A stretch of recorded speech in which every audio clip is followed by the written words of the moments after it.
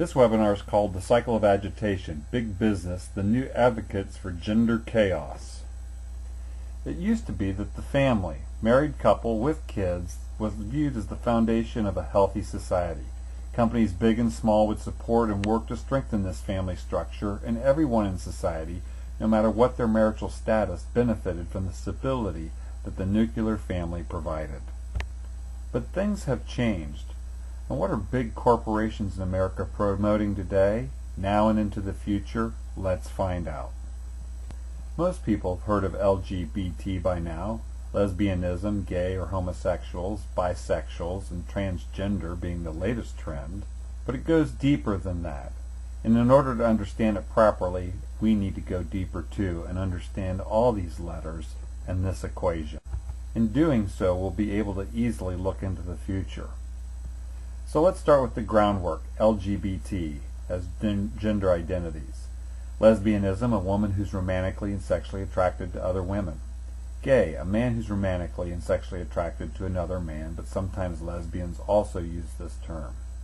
Bisexuals, a person who's romantically and sexually attracted to two or all genders. And then transgenders. They have a gender identity or expression different from the one they were assigned at birth or are expected to exhibit in adulthood. Lesbians and gays we've heard a lot about because TVs and movies and other media promote that lifestyle. Bisexuals less so, and then transgenderism is the latest trend.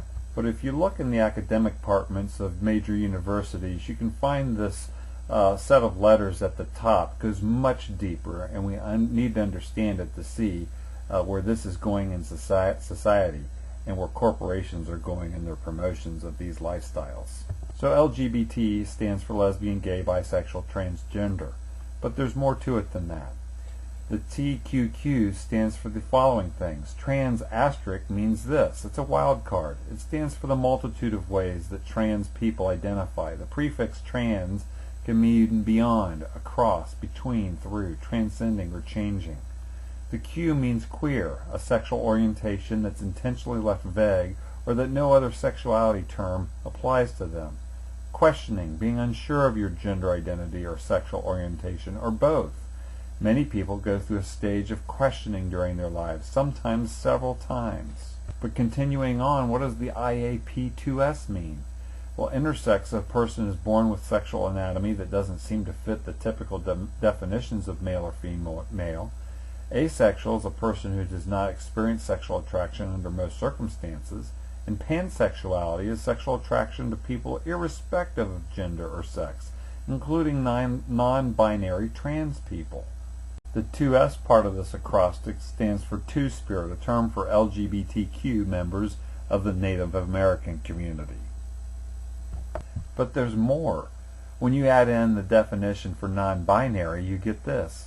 A person whose gender identity does not fit the strict man or woman dichotomy.